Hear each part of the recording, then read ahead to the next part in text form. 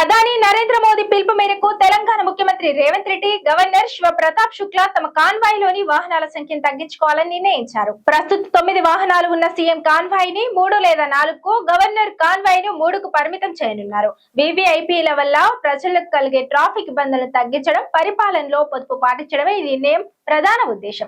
AP CM Chandrababu, Pawan Kalyan వంటి నేతలు కూడా ఇప్పటికే ఇదే బాటలు నడుస్తున్నారు. ప్రధాని నరేంద్ర మోదీ ప్రారంభించిన పొదుపు చర్యలు ఇప్పుడు దేశవ్యాప్తంగా ప్రభావాన్ని చూపుతున్నాయి. ముఖ్యంగా వీవీఐపీల భద్రత కోసం భారీ కాన్వాయ్లను వాడడం వల్ల ప్రజలకు కలిగే ఇబ్బందులను గుర్తించిన ప్రధాని తన కాన్వాయ్ ని తగ్గించుకుని ఒక గొప్ప సందేశాన్ని ఇచ్చారు. ఇప్పుడు అదే బాటలో తెలంగాణ ముఖ్యమంత్రి రేవంత్ రెడ్డి, గవర్నర్ శివ ప్రతాప్ శుక్లా పయనిస్తున్నారు. తమ అధికారిక పర్యటనల్లో వాహనాల సంఖ్యను గణనీయంగా తగ్గించాలని అధికారులను వారు ఆదేశించారు. ముఖ్యమంత్రి రేవంత్ రెడ్డి ప్రస్తుతం తన కాన్వాయ్ లో ఎస్కార్ట్, సెక్యూరిటీ, జామర్, డమ్మీ వంటి 9 వాహనాలను వినియోగిస్తున్నారు. ఈ సంఖ్యను 3 లేదా 4కు తగ్గించాలని ఆయన భావిస్తున్నారు. తక్కువ దూరం ప్రయాణించేటప్పుడు ఇప్పటికే ఆయన పరిమిత వాహనాలనే వాడుతున్నప్పటికీ ఇకపై అధికారికంగా పూర్తి స్థాయిలో తగ్గించనున్నారు.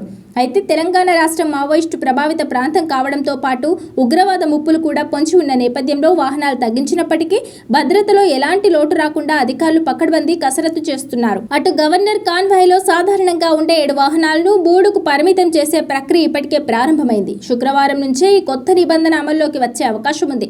కేవలం తెలంగాణలోనే కాకుండా ఆంధ్రప్రదేశ్ ముఖ్యమంత్రి చంద్రబాబు నాయుడు, ఉప ముఖ్యమంత్రి పవన్ కళ్యాణ్, ఢిల్లీ సీఎం రేఖా గుప్తా, మధ్యప్రదేశ్ సీఎం మోహన్ యాదవ్ వంటి కీలక నేతలు కూడా తమ కాన్వాయ్లను తగ్గించుకుంటున్నారు.